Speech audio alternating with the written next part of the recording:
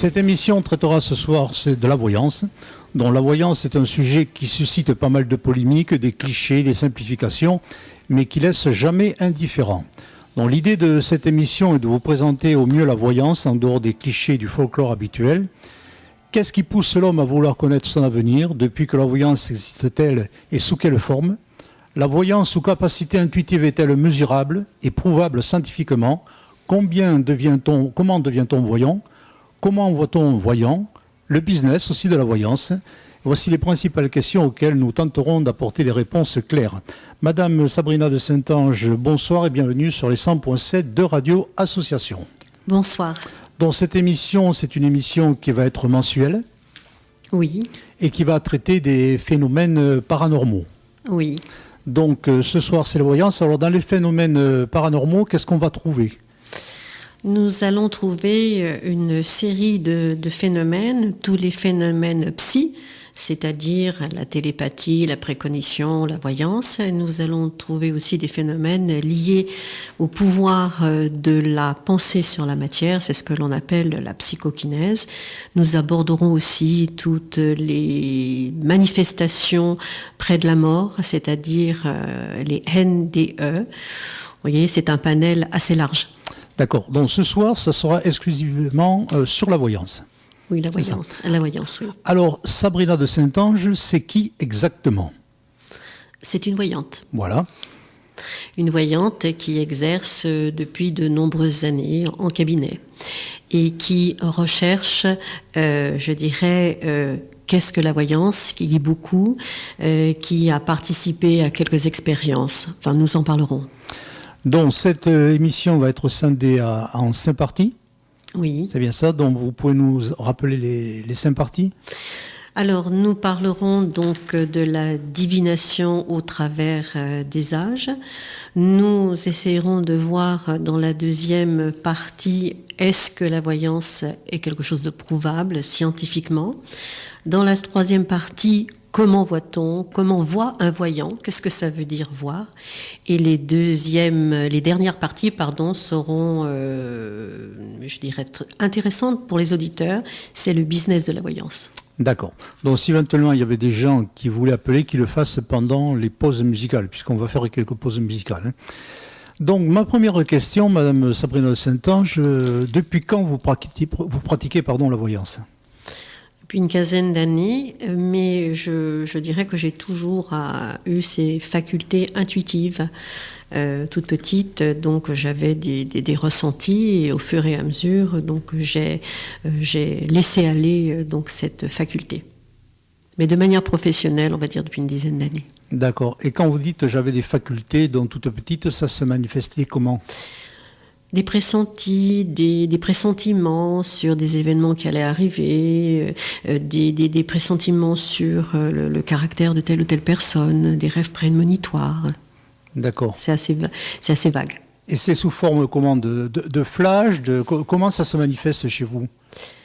Souvent, ça se manifeste par un ressenti émotionnel. Je peux me réveiller le matin avec le sentiment qu'il va arriver tel ou tel événement. Je peux ne pas aller à un endroit, par exemple, parce que j'ai des angoisses. Et après, je sais pourquoi je ne devais pas aller à cet endroit. Enfin, si vous voulez, c'est vraiment du domaine de l'ineffable. Et donc, vous avez dit que vous pratiquez maintenant depuis 15 ans. Et quelle sorte de clients vous avez? De tout. Une clientèle de particuliers, de chefs d'entreprise. Oui. Et qu'est-ce qu'ils veulent savoir exactement, ces gens?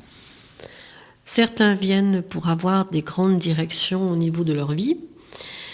D'autres ont des problématiques plus spécifiques, à savoir, est-ce que mon mari va revenir? Est-ce que mon mari va me quitter? Ou ma femme?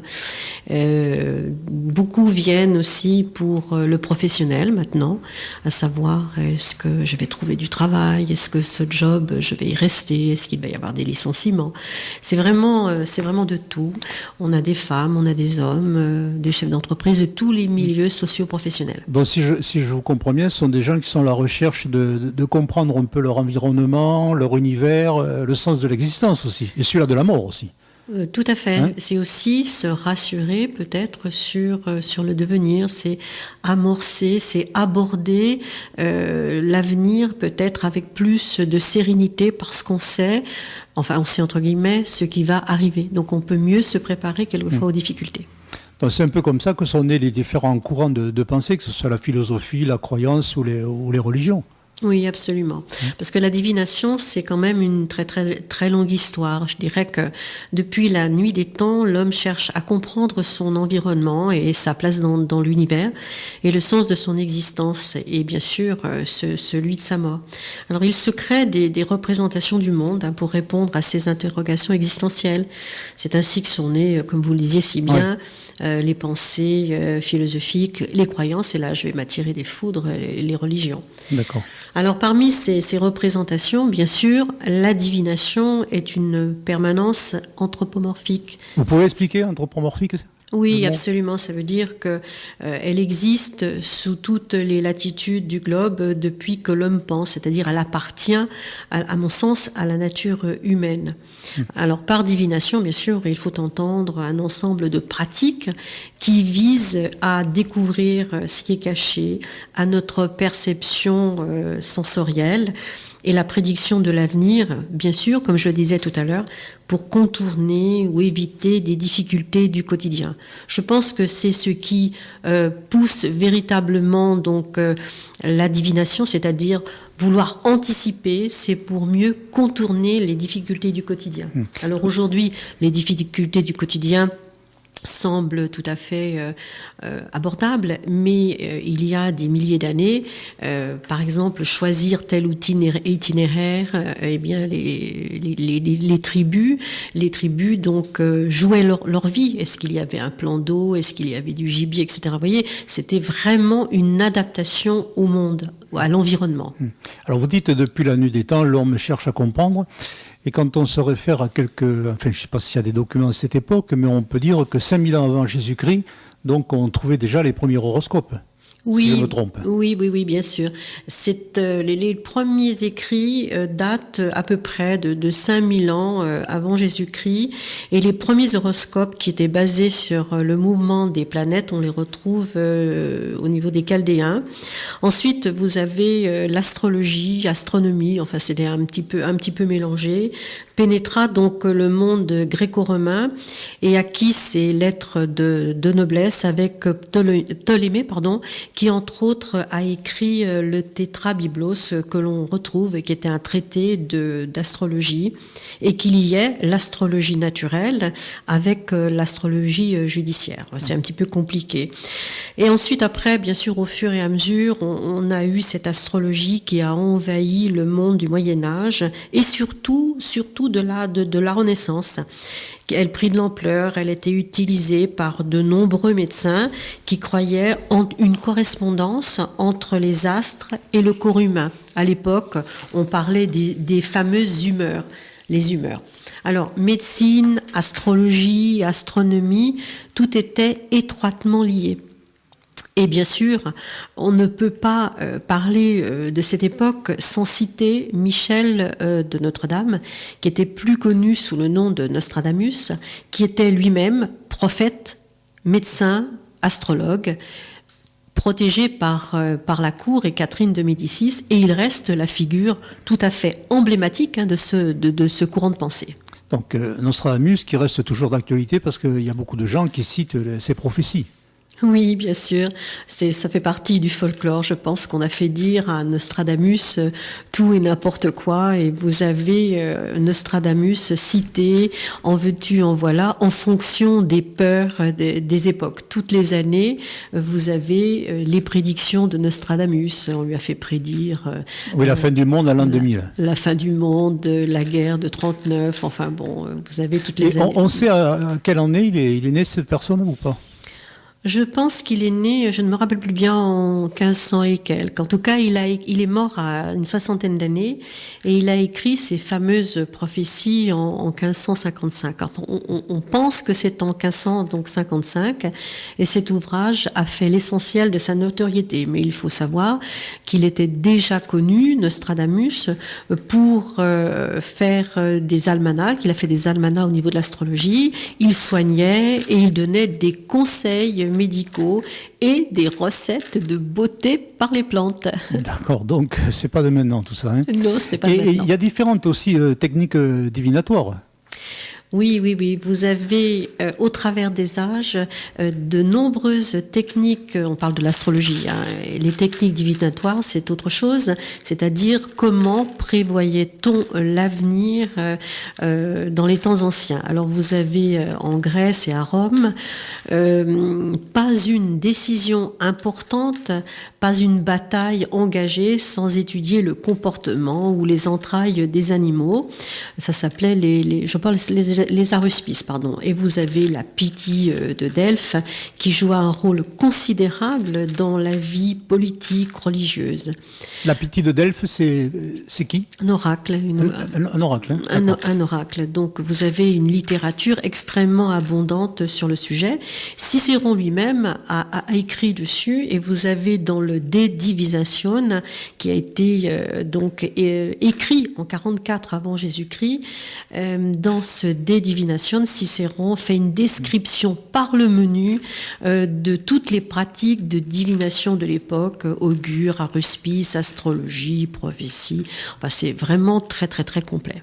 Par contre, ça a mal tourné, si vous voulez, tous ces, comment on peut dire ça, ces techniques divinatoires avec l'arrivée du christianisme. Bien sûr, parce que au niveau donc du christianisme, on a assimilé ces techniques divinatoires à des liens, je dirais, avec le diable, avec le monde de l'enfer. Et vous avez eu de nombreuses interdictions qui ont été émises notamment par les différents papes, les rois et les différents papes au niveau des sorciers, des sorcières, de tous ceux qui avaient la profession de deviner, les devins, enfin les astrologues. Vous avez eu aussi l'Inquisition. Oui, d'accord, qui a été terrible. L'Inquisition qui a été terrible puisque, selon les dernières recherches, vous avez entre 50 et 100 000 personnes qui ont été condamnées soit à l'excommunication, mais ce qui était pire encore, à la torture et au bûcher. Il y avait des pratiques terribles qui consistaient donc à jeter nus, et c'était principalement les femmes. 80% des femmes allaient jeter nues dans les fleuves pour voir si elles étaient sorcières. Et si elles remontaient, donc ça veut dire elles étaient plus je dirais, légères que l'eau, et ça voulait dire qu'elles étaient une manifestation du diable. Elles étaient des diablesses et on les emmenait directement au bûcher. Et si elles coulaient, les pauvres, et se noyaient, ça veut dire qu'elles étaient innocentes. Il y a à peu près toutes ces pratiques. Et je crois que c'est en 1826 qu'on a assisté à la dernière personne brûlée pour sorcellerie. Bien souvent, c'était des personnes, des sages-femmes, ou des personnes qui guérissaient avec les plantes et qui en même temps lisaient les lignes de la main ou faisaient de la divination. Vous voyez, tout était mêlé à l'époque. Et notamment aussi les personnes rousses. Oui, les personnes rousses. Il y avait une raison particulière? On les assimilait à quoi? Au diable? Ça vient donc, je pense, des Égyptiens où on assimilait le roux à Seth, et Seth, je crois que c'était le dieu des enfers. Enfin, je ne voudrais pas dire de bêtises. Vous avez un pharaon qui était roux, qui était Ramsès. Alors vous l'avez souligné, aujourd'hui, donc ça a un peu disparu, du moins dans nos pays à nous, parce qu'encore il y a des pays où ces pratiques-là donc peuvent très mal finir aussi. Oui. Voilà, donc on va venir un peu à la France. Alors à la France, comment vous percevez, comment c'est perçu? Je dirais qu'au niveau de la France, la voyance je dirais, est extrêmement passionnel, et on ne parle pas de voyance avec sérénité. Soit on croit à la voyance, soit on la rejette véritablement, mais en tout état de cause, la voyance n'est absolument pas un sujet digne d'intérêt pour être étudié donc scientifiquement. Oui, parce qu'il y a encore une quarantaine d'années ou une cinquantaine d'années, ça faisait peur. Oui. Mais la voyance fait encore peur. Elle peut amuser, mais elle fait peur. On y reviendra tout à l'heure quand on expliquera donc qu'est-ce que c'est que la voyance, comment ça se traduit. Ça a été un peu vulgarisé maintenant avec l'arrivée de tous les médias, que ce soit l'astrologie ou toutes les radios, les télévisions, en parlent plus ou moins. Oui, bien sûr, c'est à partir de la Seconde Guerre mondiale que les médias se sont, je dirais, engouffrés dans ce thème porteur qui est la voyance et d'une manière générale le paranormal. Alors, ce sont les radios tout d'abord, ensuite la télévision. Alors, les radios, alors je ne sais pas si les auditeurs se souviennent, dans les années 70, vous aviez Lucien Morisset, qui était directeur d'Europe numéro 1, et qui a proposé, ça a été le premier, une émission quotidienne d'astrologie avec la fameuse Madame Soleil. Oui, tout le monde la connaît. Madame Soleil, oui, une émission... et elle est rentrée dans le langage populaire. Absolument. Je ne suis pas Madame Soleil. Absolument. Et cette émission dura tout de même 23 ans. Ensuite, après, vous en avez eu d'autres, et notamment en 1977, où France Inter, une radio publique, qui s'est lancée dans cette affaire, et elle a fait des émissions régulières avec Elisabeth Tessier et la voyance Rama dans le fameux téléphone sonne. Alors, Elisabeth Tessier, est-ce que c'est pas un mauvais exemple ? Parce que donc c'était la consultante de François Mitterrand. Oui. Pour ne pas dire plus.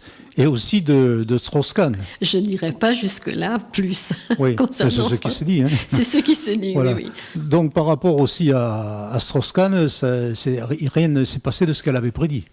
Non, rien. Elle avait prédit à Strauss-Kahn, je crois, une année merveilleuse quand il a été arrêté, inculpé, etc. Bon, vous voyez, donc il y a eu pas mal de polémiques à ce sujet, mais c'est surtout son doctorat en sociologie qui a été le plus, je dirais, critiqué. Oui. En tout état de cause, au niveau d'Elisabeth Tessier, donc je ne porterai aucun jugement, mais cela montre à quel point la radio, la télévision a envahi par le biais de la voyance les ondes. D'accord. Et par rapport à François Mitterrand, donc si je me souviens bien, il a consulté pendant au moins 5 années, ou peut-être plus, mais je ne sais pas. On a beaucoup de politiques qui consultent et qui consultent régulièrement. Je dirais que dans l'histoire, tous les décisionnaires, tous ceux qui avaient des charges politiques consultaient. Alors, Catherine de Médicis, tout à l'heure, on l'a cité, on avait Louis XIV, mais c'était plutôt sa maîtresse, la Montespan, avec l'affaire des poisons. Ça a été une affaire épouvantable qui a débouché sur une interdiction totale de la divination. Et puis maintenant, vous avez un petit peu plus de folklore. Vous avez même le général de Gaulle qui consultait régulièrement et qui consultait un homme qui s'appelait, si mes souvenirs sont bons, Régulus. Vous aviez Clémenceau, Jean Jaurès, Poincaré, tous ces gens-là consultaient. Et plus récemment, Donald Reagan, même Ségolène Royal consulte. Ah bon ? Même Ségolène Royal. Je ne sais pas si François Hollande consulte, mais c'est quelque chose de tout à fait, je dirais, ordinaire. Et ça ne se dit pas, c'est sous le manteau en quelque sorte, mais beaucoup de décisionnaires prennent la température auprès de voyants ou d'astrologues. Alors, je me souviens d'une émission qui s'appelait L'heure de vérité, donc à la télévision, et il y avait Pierre-Gilles de Gennes, c'était un prix Nobel de physique, qui avait fait un peu scandale par rapport à ses propos. Il donnait son opinion sur la montée du surnaturel et du paranormal, et il considérait que la société est en quête d'une nouvelle religion. Oui, absolument. J'aime beaucoup, donc ça a été un prix Nobel. Oui, donc, oui, absolument. Et il avait des propos très pertinents. Et je pense que la montée de la croyance dans le paranormal et peut-être aussi la quête d'une nouvelle religion, compte tenu du recul de nos religions, enfin donc du christianisme, du catholicisme en tout cas. Oui, parce que si on en croit les sondages, il y a quand même 54% de Français qui croient à la guérison par magnétiseur ou la transmission de pensée, l'astrologie, oui. Les prédictions de voyants, les horoscopes, et même un chiffre 15% dans les fantômes, esprits et tables tournantes. Oui, oui, absolument. Il y a eu un sondage qui a été fait dans les années 2000, et il y en a eu un autre qui a été fait en 2008, puis il y en a d'autres qui sont faits régulièrement aux États-Unis parce qu'ils sont très friands de ce genre de choses, mais on arrive à peu près à la même proportion. Vous avez 54% des Français qui croient dans la guérison des magnétiseurs, et vous avez 40% en gros, donc la transmission de pensée, 33% en l'astrologie et 18% dans des prédictions des voyants et horoscopes et comme vous le disiez si bien, à peu près 15% dans la manifestation des fantômes.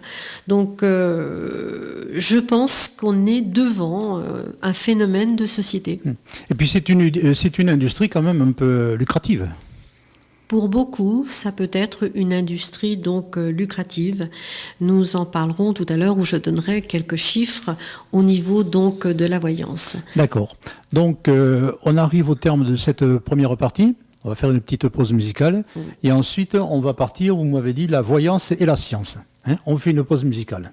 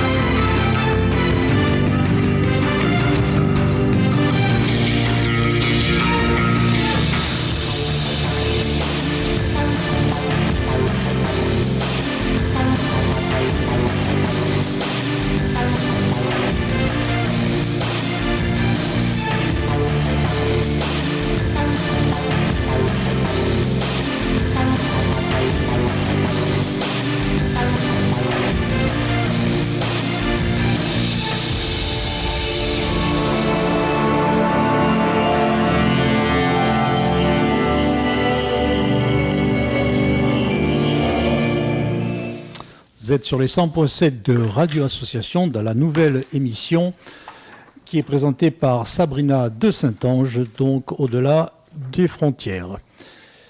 Oui, j'ai oublié le titre. Aux frontières de l'inconnu. Voilà, aux frontières de l'inconnu. Voilà, mes excuses. Je vous en prie. Alors, la deuxième partie donc s'intitule la voyance et la science. Et là, on va rentrer dans des domaines beaucoup plus un peu techniques, non ? Oui, technique. Parce que d'où vient cette capacité de voyance ? C'est un phénomène scientifiquement mesurable ou pas ? Alors, si vous voulez, donc beaucoup parlent de dons transmis, de guides, voire d'esprits de défunts qui viennent transmettre la bonne parole lors de chaque consultation. Alors là, je me situe tout à fait en dehors du spiritisme. Nous y reviendrons. C'est tout à fait donc différent. Je parle de voyance.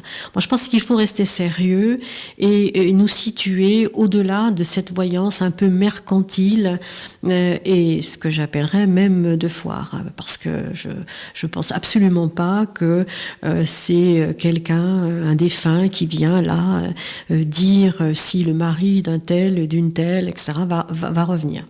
Non, alors, les témoignages de prédictions d'événements futurs, de rêves qui se concrétisent et de perception de la pensée d'autrui sont tout à fait innombrables, et ce dans toutes les cultures et sous toutes les latitudes et de tout temps. Donc la voyance, pour moi, qui fait partie des facultés intuitives, fait partie des capacités inhérentes, intrinsèques de l'être humain.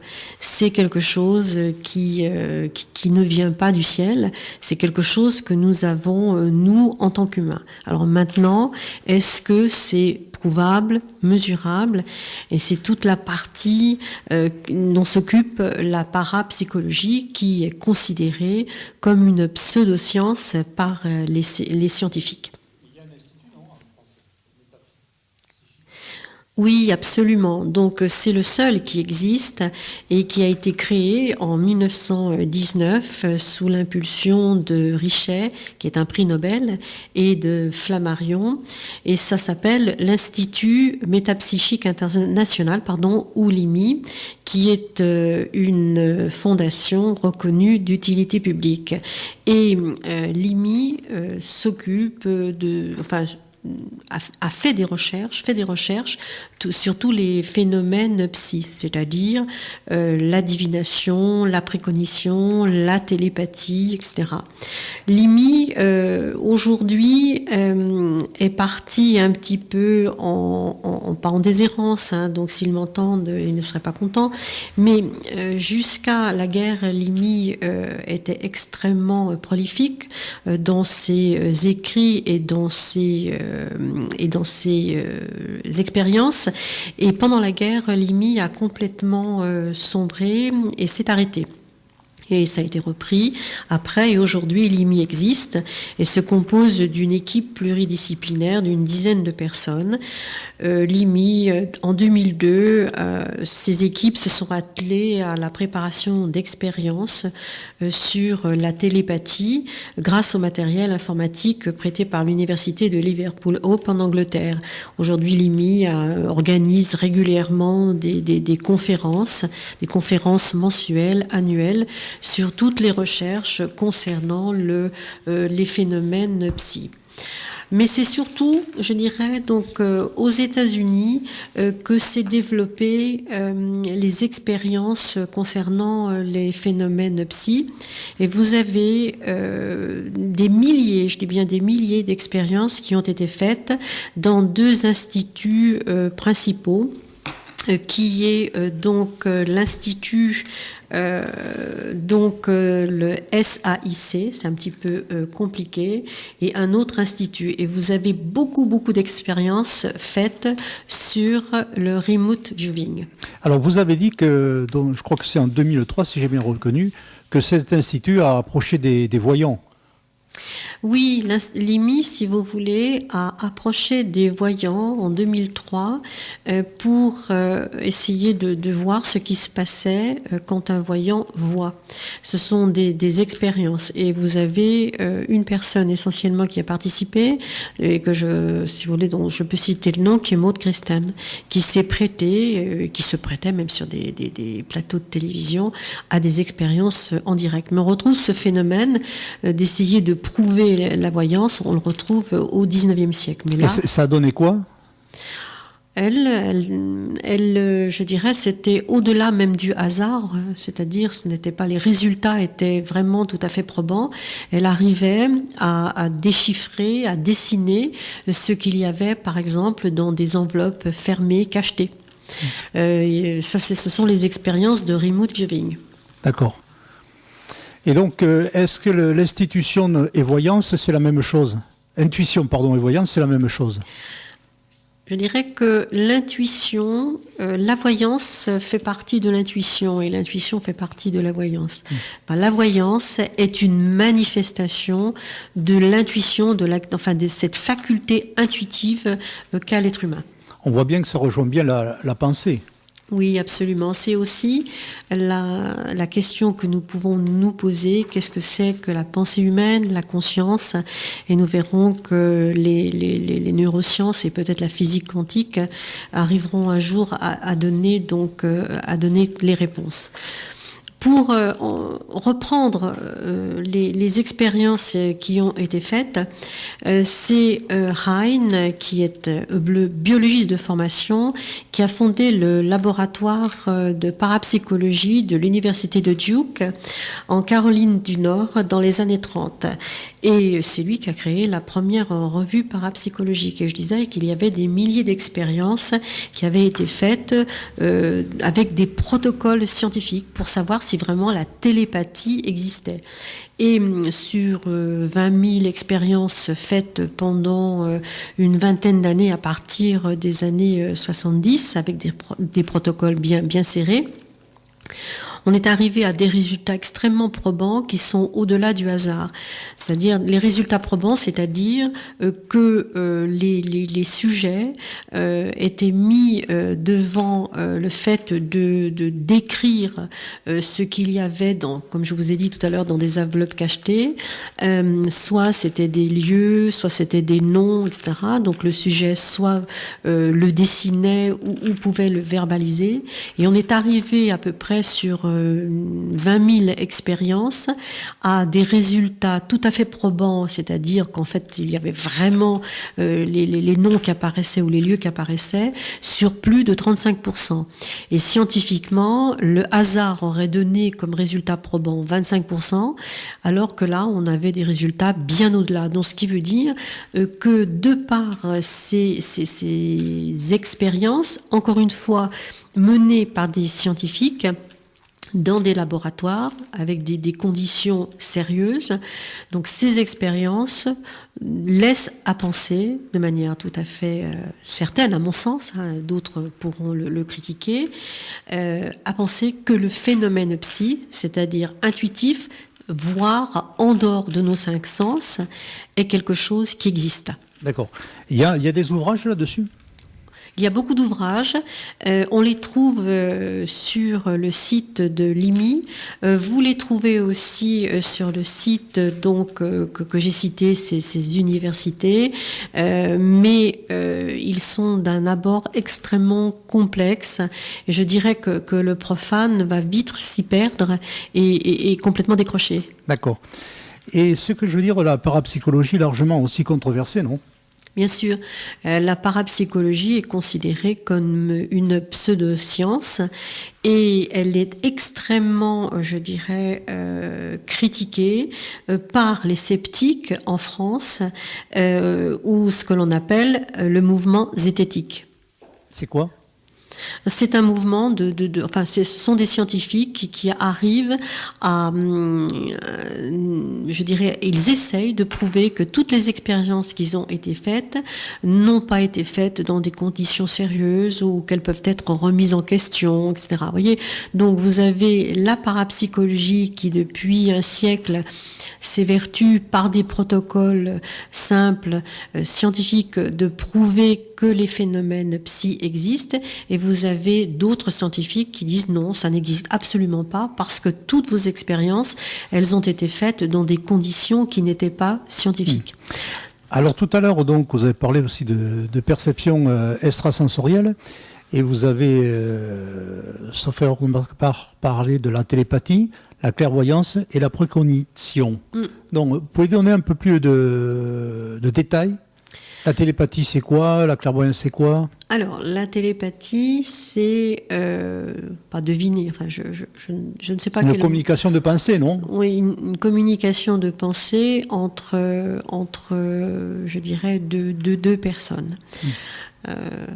Ça, c'est la définition que je ça arrive souvent dans la vie. On dit, tiens, on a pensé en même temps, on s'est téléphoné en même temps. Est-ce que c'est un lien, ça, ou pas ? Oui, oui, tout à fait.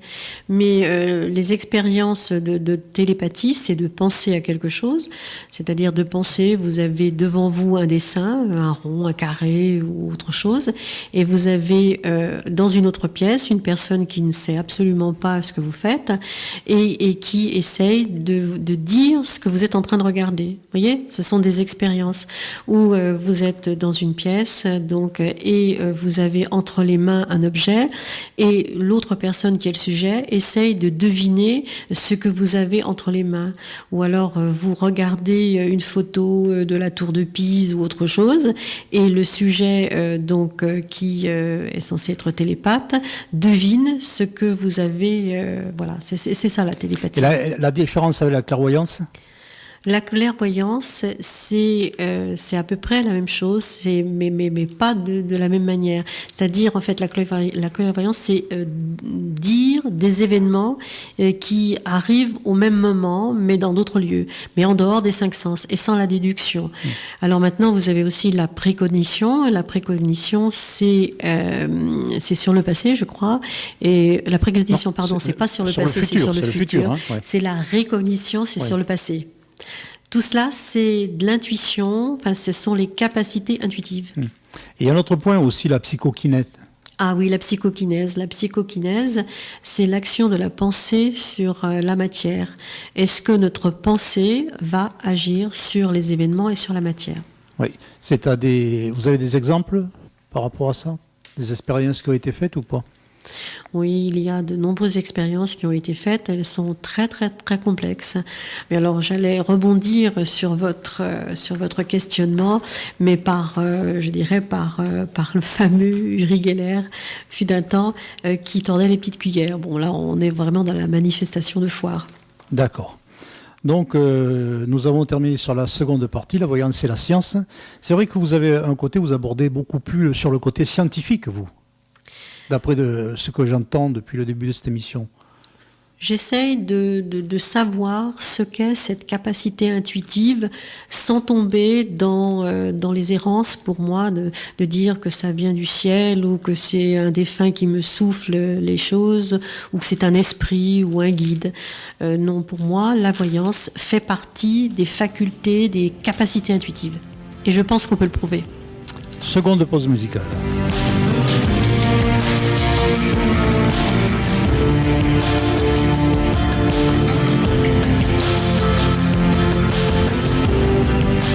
Vous êtes sur les 100.7 de Radio Association dans l'émission Aux frontières de l'inconnu.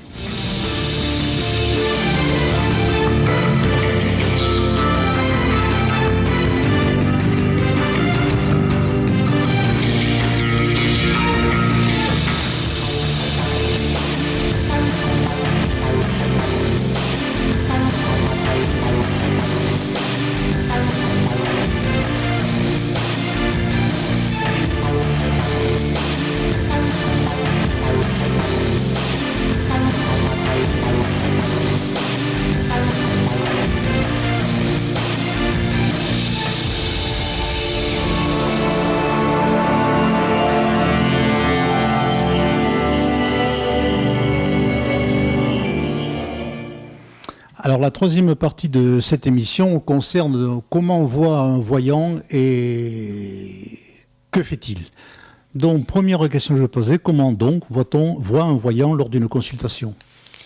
Alors je pense qu'il faut rappeler ce qu'est la voyance pour nos auditeurs. Donc la voyance est la capacité à percevoir une information dans l'espace et dans le temps, en dehors bien sûr de l'usage de nos 5 sens. Alors une consultation de voyance consiste, comme vous le disiez tout à l'heure, à délivrer à la personne qui vient consulter des informations sur son passé, son présent, ou même sur son avenir. Alors le consultant peut s'interroger sur divers aspects de sa vie, comme j'en ai parlé donc tout à l'heure. Alors, on dit le voyant voit. En fait, le voyant ne voit pas. Alors vous allez me dire, mais qu'est-ce que c'est que cette affaire ? En fait, ce sont des ressentis. C'est un terme impropre, voir. C'est des ressentis qui s'imposent aux voyants. Il s'agit pour moi d'une expérience tout à fait intime. Alors, qu'est-ce qu'il peut avoir comme ressenti ? Pour ma part, je peux, dans une consultation, quand je prends la main de la personne, parce que c'est ma technique, quand la personne vient donc au cabinet, je prends sa main et d'un seul coup, je peux avoir mal à la tête, je peux avoir une sensation de chaud, de froid, d'humidité, je peux avoir un sentiment d'un seul coup de peur, d'angoisse, ou même de bien-être. Il peut y avoir même des images qui apparaissent comme un souvenir où j'entends des paroles. Vous voyez, J'avais pas montré le micro, excusez-moi. On est un peu dans le magnétisme, là, non? Non, ça n'a rien à voir. Non, ça n'a rien à voir. Non, ce sont des ressentis, si vous voulez, ce sont des choses qui arrivent et on ne sait pas d'où ça vient. Ça s'impose, c'est véritablement une expérience, je dis bien, intime, des ressentis de toutes sortes. Donc, alors en fait, si vous voulez, on dit que le voyant voit. Non, il ne voit pas. Pour moi, il ressent. Il ressent et toute je dirais l'art, parce que bon, on peut dire ce que l'on veut, mais pour moi c'est un art. L'art du voyant, c'est de mettre en musique ses ressentis dans le parcours de la personne qui vient consulter. Ça veut dire ces ressentis que j'ai, qu'est-ce que cela veut dire dans le questionnement donc du consultant qui vient. Comment vous le délivrez ? Alors, je vais essayer de vous donner un exemple extrêmement précis. Je pense que les auditeurs comprendront mieux. Il y a quelque temps, il n'y a pas si longtemps que ça, donc il y a peut-être 2-3 semaines, je recevais une dame d'une 40aine d'années qui était sans maquillage, en basket, tout à fait simple, et qui venait me consulter pour une question professionnelle. Donc, elle arrive. Elle s'installe devant moi et je commence à lui prendre la main. Et tout de suite, au bout de quelques secondes, j'ai été projetée. J'ai senti que j'étouffais. J'avais cette sensation d'étouffer. Et puis, j'avais la sensation de la nuit, vous voyez, donc de la nuit. Et j'avais le mot de qui me venait dans la tête. J'avais l'impression d'étouffer, puis j'avais mal, mais véritablement mal au doigt de pied. Donc ça paraît, vous voyez, comme les ressentis peuvent être extrêmement différents. Et j'avais l'impression d'avoir marché et d'être en talons hauts. Alors bon, ces ressentis, qu'est-ce que j'en faisais devant ma consultante ? Et là, je me suis lancée. Et je lui dis, mais chère madame, parce que je ne demande rien, hein, donc juste... Vous ne demandez pas le prénom, l'âge, le nom, rien du tout. Hein. Juste le prénom et le nom quand on vient me consulter en cabinet. Donc on donne, mais c'est tout. Je ne demande rien d'autre. Je ne demande pas l'âge. Et je commence à lui dire, mais vous travaillez la nuit. Parce que donc ces ressentis me donnaient l'impression que cette personne travaillait la nuit. Elle me dit, oui, je travaille la nuit. J'avais besoin de savoir de savoir si j'étais sur la bonne voie pour continuer ma voyance. Elle me dit oui, je travaille la nuit. Je dis, vous travaillez la nuit et je pense que c'est un endroit où on rit, où on s'amuse. Vous travaillez, à mon sens, parce qu'on peut travailler la nuit dans un hôpital. Oui, on peut travailler partout. Hein. Donc, non, pour moi, elle travaillait parce que j'entendais des rires dans ma tête. Et j'avais ceux d'eux, et puis j'avais l'impression d'avoir marché toute la nuit. Donc, et je dis, vous travaillez la nuit dans un endroit où on rit, où on s'amuse. Soit c'est un restaurant, soit c'est une boîte de nuit. Alors, elle se met à rigoler d'un seul coup. Elle me dit, mais oui, je suis serveuse barmaid. Et au fur et à mesure de la consultation, donc tous ces ressentis se sont agencés, ajustés, et je lui ai décrit exactement ce qu'elle faisait. Et en fait, la sensation d'étouffer venait du fait qu'elle-même avait de l'asthme et qu'elle était en questionnement sur son devenir professionnel parce qu'elle ne pouvait plus continuer à être dans une ambiance enfumée. Vous voyez à peu près donc comment ça peut se passer une consultation de voyance. Mais là, vous citez des cas au fur et à mesure qu'elle vous répond, oui ou non. Donc vous rentrez quand même un peu dans l'intimité de la personne. Oui, bien sûr. Le voyant est une personne à qui on raconte tout. Comme un avocat, comme un psy. Et c'est là justement que la barrière entre le réel et l'irréel est présente, non ? Alors, il faut faire extrêmement attention, si vous voulez, de ne pas mêler ses propres attentes lorsque l'on fait de la voyance. Parce que c'est tellement du domaine de l'ineffable que l'on peut se tromper. C'est pour ça qu'il faut faire des consultations dans le calme. Il faut mettre à la porte ses propres tourments, ses propres difficultés de vie. Et il faut surtout surtout aussi de ne pas, je dirais, être influencé par tous les aspects extérieurs de la personne pour ne pas faire de la déduction. Il faut laisser aller le ressenti pur, mais c'est ensuite la traduction de ce ressenti dans le chemin personnel du consultant qui fait une mauvaise ou une bonne voyance. Et alors dans cet exemple que vous venez de citer, la personne donc a été conquise par votre voyance, elle a eu du positif ? Si vous voulez, je dirais que un voyant digne de ce nom, d'abord ne demande rien à la personne qui vient. Elle peut demander son âge et son mois de naissance. Alors moi, je suis contre parce que ça peut induire des déductions sur le signe astrologique et tout ce qu'il y a à côté. Donc déjà, il ne faut rien demander. Ensuite, après, pour faire une voyance sérieuse, il faut, à mon sens, ne pas faire attention à l'aspect extérieur de la personne. Si elle est bien maquillée, si elle se présente avec des habits de marque ou pas, parce que ça peut induire ça peut induire des déductions, mais qui ne sont pas c'est pas du tout de la voyance. Mais là, on est un peu dans l'effet Barnum, mais c'est-à-dire que c'est faire des descriptions vagues et générales dans lequel tout le monde peut se reconnaître. Non, pas du tout. Justement, non. Un voyant sérieux va essayer d'être le plus précis possible. C'est-à-dire, justement, vous parlez de l'effet Barnum, ça veut dire des choses générales, un petit peu sur certains horoscopes, pour que ça s'applique à tout le monde. Non. Dans une consultation de voyance, vous mettez la personne en confiance en racontant son présent ou en racontant son passé. Tout dépend ce qu'il vous vient. Mais vous n'allez pas dire, par exemple, vous êtes avec un mari brun, vous allez rencontrer quelqu'un. Non, c'est pas du tout ça. Il faut donner des exemples extrêmement précis, quelquefois des noms, des lieux, je dirais des choses les plus précises possibles. Alors, je vais vous donner un autre exemple.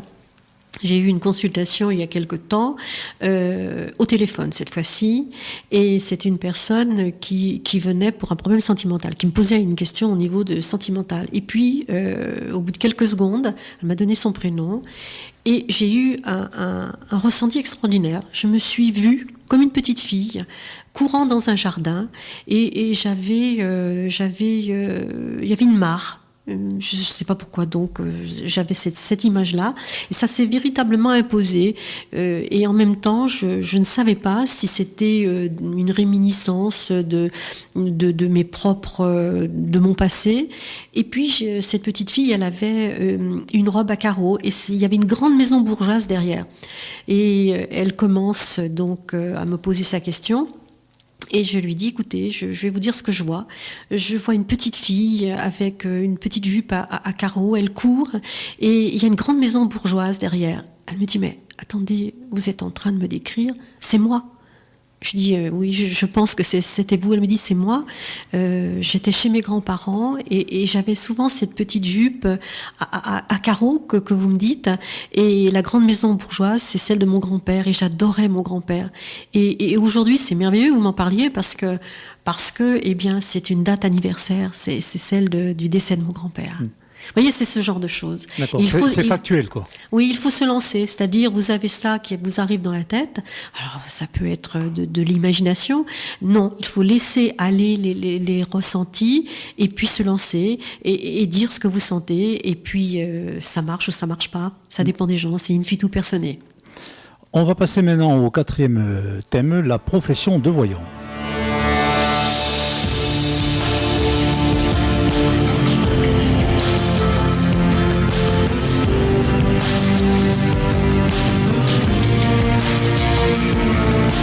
Vous êtes aux frontières de l'inconnu, la nouvelle émission de Radio Association sur tous les phénomènes paranormaux. Émission qui aura lieu tous les mois, animée par Sabrina de Saint-Ange.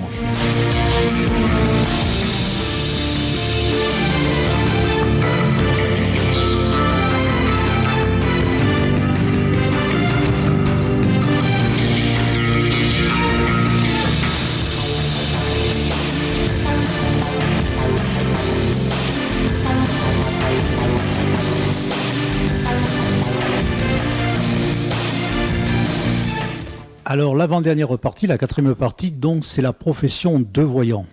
Alors souvent on entend parler de chiffres quand même extraordinaires. Je me souviens l'avoir entendu dire, je ne sais pas si c'est vrai ou quoi, 15 millions de consultations en France. C'est quand même un chiffre colossal et il faut dire que c'est une industrie florissante.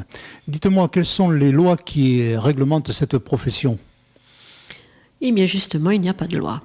Il n'y a rien. Alors, vous aviez jusqu'en 1994 une interdiction d'exercice de la voyance. C'était l'article R34.7 donc du Code pénal qui interdisait de faire de la voyance et qui punissait d'une contravention de 3e classe. C'était pas bien méchant, mais faire de la voyance était interdit. C'était tous les gens qui font métier de deviner, pronostiquer ou d'expliquer les songes. Tout ça, c'était complètement interdit. Ça a complètement disparu. En 1994, c'était cette fameuse législation répressive des années 1834 et 1945 qui avait été traduite dans cet article et ça a disparu. Donc le législateur a enlevé cette interdiction.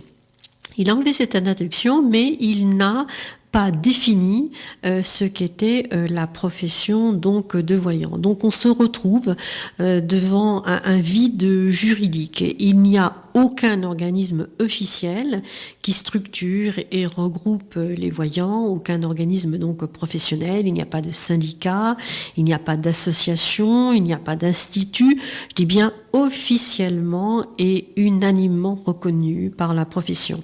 Je dirais que tout un chacun peut s'auto-proclamer voyant et exercer sous différentes formes, sans titre, sans diplôme et même sans expérience. Alors, dans son atelier Voyance et psychologie du voyant, la psychologue Karine Lemarchand remarque, et qui est très intéressante d'ailleurs, elle remarque la pratique de la voyance demeure je la cite, la pratique de la voyance demeure non organisée, sans syndicat, sans organisme tutélaire. De fait, chaque voyant réinvente la roue de son côté lorsqu'il apprend son métier sans nourrir le collectif qui pourrait faciliter l'encadrement des nouveaux professionnels et éviter les compréhensions incomplètes de phénomènes de voyance, les croyances qui s'y associent et diffuser l'information au grand public. En fait, il y a de tout et n'importe quoi. On sait combien il y a de voyants ? Alors, on cite le chiffre de 100 000 professionnels qui seraient donc déclarés. Là, on parle de la France. Là. On parle de la France. On parle de la France. On cite 100 000 professionnels. Alors, ces chiffres, ce sont des chiffres croisés de l'INSEE, du RSI, de la direction de la consommation, de la direction de la consommation générale et de la concurrence. Mais c'est un chiffre qu'il faut prendre avec beaucoup de précautions, tout comme le montant généré de oui, chiffres. Parce que vous dites 100 000 professionnels, donc ça doit générer un chiffre d'affaires quand même assez important. Différentes études ont été faites là-dessus et il y en a une qui a été, je dirais, qui est parue en 2000 et on a cité 23 milliards de francs à l'époque, ce qui fait un chiffre colossal de 3,2 milliards d'euros, alors que l'INSEE n'a recensé que 70 millions d'euros. Alors pourquoi, vous allez me dire, pourquoi toute cette différence ? Eh bien parce que la profession n'existe pas et que quand on veut s'installer comme voyant, il faut bien sûr se déclarer à l'INSEE. Et pour se déclarer à l'INSEE, il faut choisir dans la fameuse nomenclature des activités. Alors, comme la profession de voyant n'existe pas, vous avez des choses tout à fait folkloriques. Certains, donc, se référencient sous des activités de service, d'autres activités informatiques, d'autres encore des activités de soins non réglementés. C'est extrêmement varié. Alors, dans la mesure où vous n'avez pas une nomenclature qui reconnaît le métier de la voyance, il est impossible d'avoir des chiffres certains, comme quand on s'installe comme plombier, par exemple. Oui, parce que la plupart se font payer en espèces, je suppose, non ? Alors ça c'est un autre problème, enfin un autre domaine, je dirais, tous ceux qui ne sont pas déclarés. Oui, il y a beaucoup de voyants qui exercent de manière à côté de leur profession et qui ne sont pas déclarés. Mais là, je parle des personnes qui sont déclarées. Vous les avez déclarées, mais dans des nomenclatures tout à fait différentes, d'où la difficulté de dire combien vraiment il y a de voyants et combien cela génère de chiffre d'affaires. Mais je crois que 100 000 et 3 milliards d'euros, on n'est pas si loin de la réalité. Donc, si je vous comprends bien, ce sont tous des indépendants. Non. Alors, vous avez, pour s'inscrire, enfin pour exercer comme voyant, je parle des voyants déclarés. Vous pouvez exercer en tant qu'auto-entrepreneur, bien sûr. Vous pouvez exercer en société.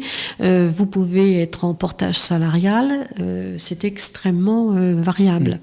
Parce que vous avez cité donc les plateformes de voyants. C'est ça ? Oui, les plateformes. À la télévision aussi, il y a une émission sur la voyance. Oui, bien sûr. Il y a une chaîne qui consacre à ça. Oui, bien sûr. Alors, donc les voyants en général exercent de manière indépendante jusqu'à ces dernières années. Enfin, ils exercent de manière indépendante. Il y en a beaucoup qui ont leur cabinet. Alors, ils exercent en général seuls ou à deux ou trois. Certains animent même des ateliers ou peuvent tenir des boutiques ésotériques. On en a pas mal. Vous avez des voyants qui, outre leur cabinet, peuvent exercer en plateforme et certains aussi qui exercent que sur plateforme. Pourquoi ? Parce que les plateformes, vous avez un nombre important de voyants que vous pouvez consulter 7 jours sur 7 et 24 heures sur 24, attirent énormément donc de consultants et ces plateformes ont concurrencé la voyance traditionnelle. Alors vous avez dit donc effectivement il n'y a pas de profession réglementée, donc ce qui veut dire que les prix, chacun peut pratiquer son prix. Vous pouvez nous donner un ordre d'idée combien ça coûte une consultation ?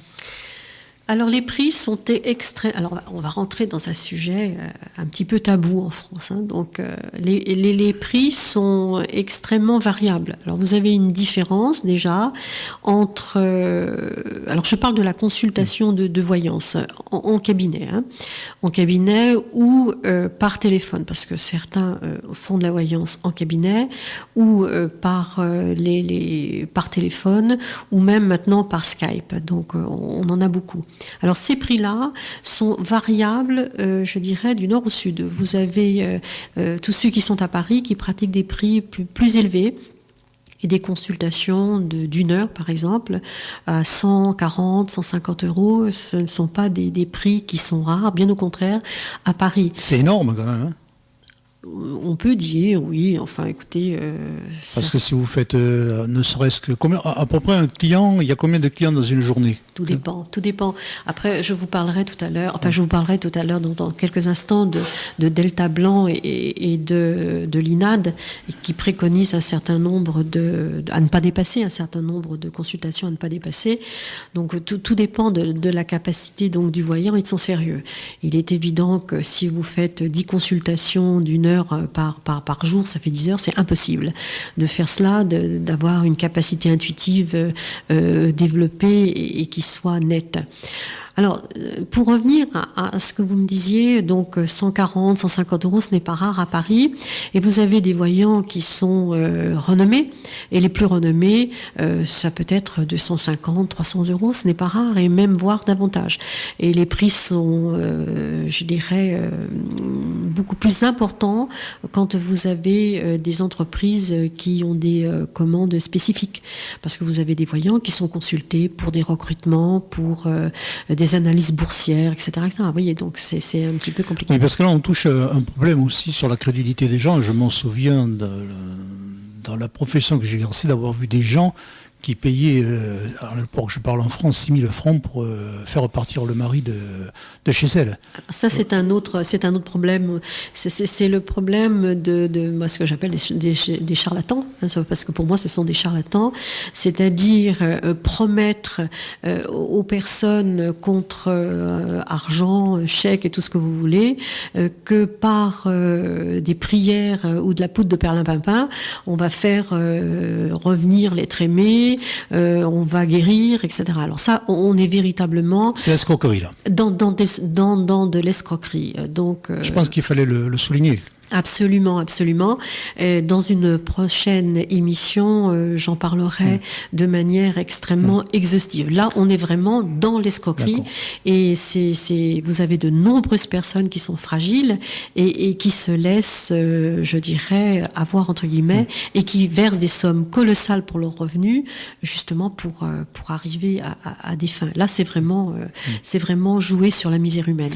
Alors donc, si je comprends bien, par rapport à un voyant, il peut à la limite toucher des revenus de l'ordre de 10 000 € par mois, quoi.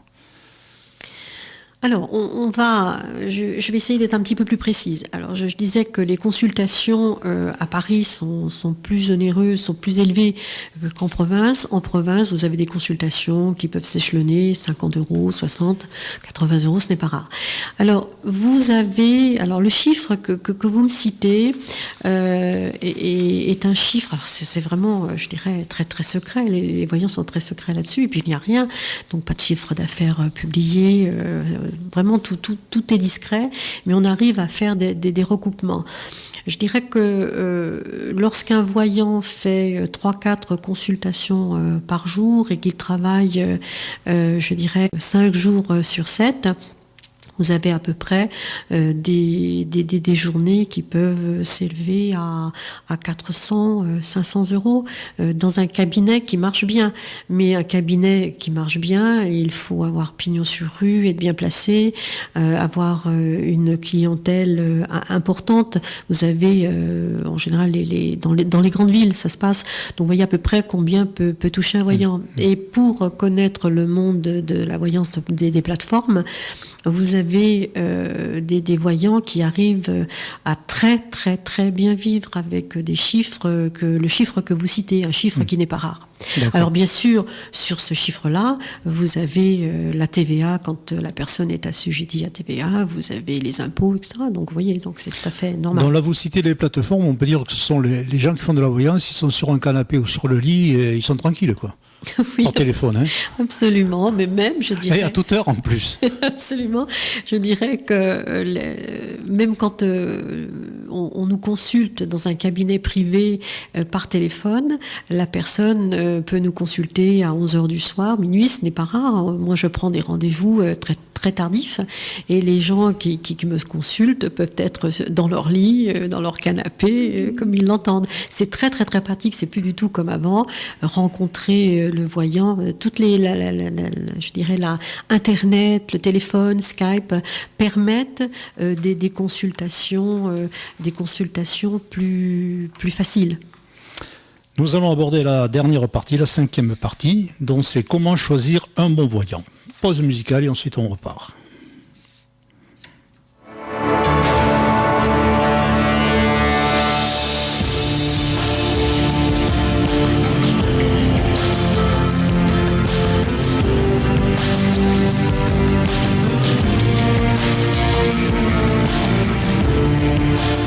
Vous êtes sur Radio Association dans l'émission Aux frontières de l'inconnu, présentée par Sabrina de Saint-Onge.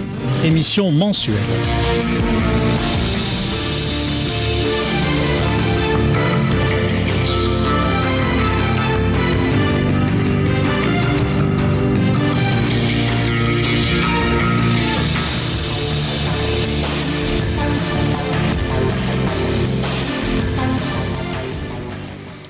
Alors, 5e et dernière partie, donc comment choisir un bon voyant.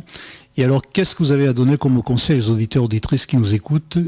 Que faut-il faire? Choisir un bon voyant, voilà une question intéressante et extrêmement difficile de répondre. Alors avant de répondre, enfin d'essayer de répondre à cette question, je souhaiterais quand même parler de l'INAD et de Delta Blanc. Tout à l'heure, j'ai dit que c'était une profession complètement désorganisée, il n'y avait pas de loi qui l'organisait, pas d'organisme tutélaire. Et vous avez donc l'INAD qui a été créé en 1987 par Youssef Sissaoui avec la collaboration de Jacques Bénard et Francis Clément et maître Alain Sutte et Michel Duguay qui sont avocats. Et c'est un organisme qui a pour but d'informer le public et les consultants sur les limites et le champ d'application des arts divinatoires.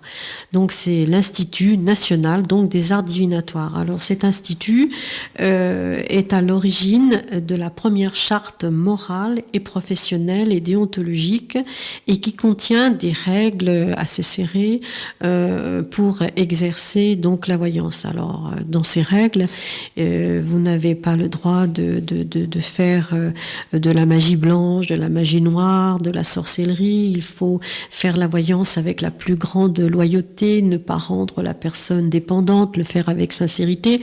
Donc l'INAD essaye depuis de nombreuses années de structurer donc cette profession. Et l'INAD aussi a donné il y a quelques mois des indications sur les prix à pratiquer, notamment une voyance en fonction de l'expérience donc du voyant.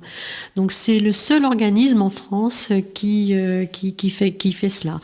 Et vous avez Delta Blanc qui existe en France, qui a été créé en 87 par Maud Christen et qui est parti ensuite en Belgique, qui a été repris en Belgique par Esmeralda Bernard, qui est une voyante. Et là aussi, vous avez des règles qui sont encore beaucoup plus draconiennes que l'INAD, parce que pour faire partie donc de Delta Blanc, vous ne pouvez pas être consulté, je dirais, par téléphone. Vous ne pouvez recevoir qu'en cabinet. Et ce que je disais tout à l'heure, vous vous engagez à ne pas faire plus de 4 ou 5 grandes consultations par jour. Donc vous voyez, ce sont deux organismes qui existent et qui tentent de structurer, de donner, je dirais, une ligne éthique à la profession. Parce que donc, il y a des guides aussi qui existent sur Internet. C'est un peu un marché de dupes, là, non ? Alors oui, je dirais que vous m'avez posé la question tout à l'heure, comment choisir un bon voyant. Alors déjà, quand vous cherchez un voyant, bien souvent maintenant, vous tapez sur Google et puis on vous donne le nom de telle ou telle personne, mais bien souvent on vous donne le nom de grandes plateformes et de guides, les fameux guides. Alors les guides, bien souvent ce sont des guides sur Internet, c'est-à-dire ce sont des plateformes qui vous donnent le nom, les coordonnées de voyants et de voyants accrédités ou qui ont été testés. Alors vous en avez plusieurs en France. Vous avez le guide de la voyance, vous avez CAPA, vous avez l'officiel de la voyance. Alors qu'est-ce que c'est ? Bien sûr, c'est un petit peu comme le guide Michelin. Vous avez un annuaire de voyants à consulter. Mais qu'est-ce que c'est en fait ? En fait, sur ces guides figurent des voyants qui se sont inscrits eux-mêmes. Et il n'y a pas ils se sont inscrits par Internet. Je l'ai fait donc moi-même pour y figurer. Et il n'y a pas de contrôle de qui que ce soit. Vous figurez sur le guide. Alors bien plus, quelquefois, vous avez des voyants qui payent des encarts publicitaires. Donc sur ces guides, vous avez des voyants qui s'inscrivent sans contrôle, et vous avez des voyants qui payent leur encart publicitaire. Donc, comment voulez-vous, je dirais, choisir là le bon voyant, celui qui fait des choses correctes de manière sérieuse ? Ce n'est absolument pas possible. Et vous avez des guides, on dit le meilleur voyant. Vous avez ici les meilleurs voyants, les voyants accrédités. Alors, qu'est-ce que ça veut dire accrédité ? Ça veut dire des voyants qui auraient été testés par les consommateurs. Alors ça aussi, il faut prendre cela avec beaucoup de précautions. Ça veut dire quoi tester ? Ça veut dire que le consommateur a testé le voyant, a fait une consultation et que la voyance s'est réalisée. Alors je ne mets pas en doute la véracité. Ces enquêtes ont été faites par qui? Que choisir? Son le consommateur? Non, on est en dehors de cela. Ça veut dire en fait, quand vous avez un site qui dit vous avez les 10 meilleurs voyants de France, ça ne veut rien dire parce que quand vous avez des accréditations, des attestations, des avis, je dirais, qui sont donnés, alors il y a des avis qui sont réels, bien sûr, de consommateurs qui ont consulté ces voyants, mais bien souvent vous avez des personnes amies qui mettent des avis pour faire pas de la complaisance, mais pour donner un petit coup de pouce au copain, à la copine. Vous avez même le voyant lui-même qui se donne l'avis. Vous voyez, il faut prendre ceci. On peut manipuler donc les avis, d'autant plus que ces avis sur ces guides sont donnés de manière anonyme, avec des pseudos. Donc il vaut mieux passer par l'Institut national des arts divinatoires. Normalement, oui. Oui. Non, et là, comme ça, on sait si c'est vraiment un charlatan ou pas. Absolument. C'est-à-dire, au niveau de l'Institut des arts divinatoires, ceux qui y figurent, ceux qui sont, ils ont signé une charte et normalement, ils appliquent cette charte. Et il y a des contrôles, ils appliquent la charte. Et vous êtes sûr que vous n'allez pas tomber sur une personne qui va faire le retour de l'être aimé et vous demander 6 000 €, par exemple, parce qu'il ne pourrait pas adhérer ou en tout état de cause, l'INAD l'évincerait. Et comment ça se passe pour les services d'hôtel et les plateformes aussi? Parce que quand on va sur Internet, j'ai été regarder un peu, vous savez, tout un tas de têtes de gens, autant femmes qu'hommes, comment choisir le bon, quoi. Là aussi, c'est difficile. Oui, parce que c'est des pages entières en plus qui défilent avec les têtes de ces voyants. Alors vous avez déjà des descriptions, vous avez les descriptions du voyant, et ensuite après quand vous appelez le voyant, eh bien s'il s'agit pour lui de vous mettre en confiance, et vous voyez très vite si vous avez affaire à un voyant véritable ou pas. S'il vous met en confiance, s'il peut vous dire des choses très précises sur votre passé, votre présent, et non pas avec l'effet Barnum dont on parlait tout à l'heure, donc vous êtes en présence d'un vrai voyant. Mais il n'est tenu à aucune obligation, ce voyant. Non, un voyant, la voyance c'est quelque chose qui est très, j'allais dire pas volatile, mais il n'y a pas d'obligation. Enfin, il y a une obligation d'être le plus honnête possible et de donner les ressentis les plus purs et avec les mots, si vous voulez. Et vous faites des dossiers des gens ou pas? Parce que c'est interdit, non? Non, aucun dossier. Non. Que voulez-vous dire? Non, c'est-à-dire des fiches, telle personne qui est venue, numéro de téléphone, il y en a qui doivent les faire, ça, non? Peut-être. En tout cas, moi, je ne le fais pas. Parce qu'il y a le respect de la vie privée. Absolument. Donc, en tout état de cause, je dirais que faire des fichiers sur les personnes, non, ce serait pas interdit, mais il faudrait se déclarer à la CNIL. Enfin, ça dépend comment on le fait encore. Mais bon, je dirais que pour parler de moi, je suis toujours, je ne fais aucune fiche, et puis quand j'ai fait une voyance, j'oublie tout. J'oublie tout. Je dirais que si on fait une fiche, on n'est plus dans la voyance après, donc je ne sais pas ce que c'est. Oui. Et vous, dans votre cas, vous recevez des gens certainement qui viennent vous voir 1 fois, 2 fois, 3 fois, même plus peut-être.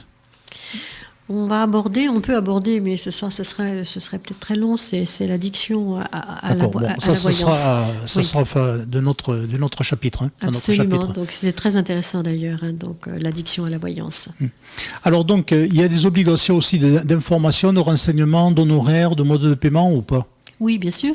Quand vous avez donc un site ou même vous avez, je dirais, une société, vous êtes auto-entrepreneur, etc., vous avez les obligations de tout un chacun d'afficher les tarifs, etc. Donc, quand vous avez un site, vous devez mettre votre adresse, votre numéro SIRET, afficher donc le prix de la consultation, si c'est une grande, une petite consultation, vous devez tout faire exactement comme un commerçant. Alors, vous avez, on n'en a pas parlé, les consultations sur plateforme à la minute. Mais là aussi, ce sont des consultations où le prix TTC est affiché. Je parle des... Ça doit être très cher à la minute. C'est le voyant lui-même. Alors, je parle des plateformes les plus sérieuses. Donc, il y en a deux grandes. Je ne citerai pas de nom. 2, 3 qui sont importantes. Il y a deux importantes où vous avez des consultations à la minute. Et il y en a une qui propose, je crois, aussi des consultations forfaitaires. C'est-à-dire, c'est 10 minutes, 20 minutes ou 30 minutes. Alors, vous avez des prix variables. Je crois que sur ces deux plateformes, la minute, c'est de 1,99, je crois, à 4,5, mais en général, ça peut être situé entre 2,40 et 3,20 la minute. Ça peut aller très très vite. Ça va très vite, ça va très très vite. C'est pour cela que sur plateforme, la voyance est quelque chose d'extrêmement délicat. Et là aussi, ça fera partie d'une prochaine émission, parce que vous avez la guerre des voyants. Les voyants qui disent si on est un bon voyant, on n'est pas sur plateforme. Et moi je dis on peut être bon voyant et être sur plateforme, avoir un cabinet indépendant et être sur plateforme et faire de la bonne voyance. Mais nous verrons comment faire de la bonne voyance sur plateforme. Ça, c'est un sujet très intéressant, c'est un sujet qui peut être aussi soulever de nombreuses interrogations et être sujet à polémique. Alors, il y a un point pour terminer, que je voudrais aborder, c'est l'examen médical. Parce que donc, l'examen médical d'un voyant, parce qu'on peut affaire vraiment à quelqu'un qui est déséquilibré, etc., non ? Je dirais que vous me faites rebondir sur l'INAD. L'INAD, qui est l'Institut des Arts Divinatoires, demande pour adhérer, je dirais, à l'INAD, pour avoir sa carte professionnelle, parce qu'on a une carte professionnelle, de passer une visite médicale. Et donc ça, c'est une grande première. Ma question n'est pas si ridicule que ça, quoi. Non, elle n'est absolument pas ridicule. Je dirais que c'est une grande première, c'est-à-dire, ça existe depuis cette année. Pour pouvoir être à l'INAD, il faut avoir passé une visite médicale attestant d'abord que vous êtes apte à faire à faire des arts divinatoires, à faire de la voyance. Alors bien sûr, le médecin il va pas vous faire passer des tests, mais simplement c'est pour déjà enlever. Je dirais qu'il y a des personnes qui exercent sous de multiples pseudos. C'est pour éviter ce genre de choses aussi. D'accord. Ok, oui, parce que là on n'en a pas parlé, mais chacun a un pseudo. Ça dépend. Certains, je dirais, donc, exercent avec leur propre nom et d'autres sur les plateformes avec des pseudos. Personnellement, je n'ai rien à cacher, Sabrina de Saint-Ange est un nom commercial. D'accord. Alors pourquoi on prend un nom commercial ou pas ? Tout dépend du regard de la société sur notre activité. Et personnellement, j'ai choisi Sabrina de Saint-Ange, c'est le nom de ma société, donc parce que je ne souhaitais pas que certaines personnes sachent que je fais de la voyance, puisque j'avais avant une profession juridique. Oui. Et je n'ai pas voulu créer de polémique inutile. Donc j'ai pris un pseudo, mais ce pseudo, c'est une société avec un numéro SIRET. D'accord. Oui, parce qu'on ne l'a pas précisé tout à l'heure en préambule, donc vous étiez juriste, mais à un haut niveau. Oui. Ouais, c'est ça. Hein. Absolument. Voilà. Donc vous n'aviez pas besoin de moyens financiers pour basculer dans la voyance. Non. C'est bon de préciser. Voilà, nous arrivons au terme de cette émission. Sur cette première émission que nous avons consacrée à la voyance, est-ce que vous avez quelque chose à rajouter ?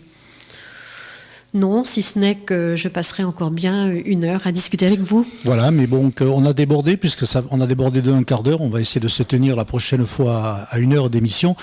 Alors, le prochain thème de votre émission, ce sera quoi ?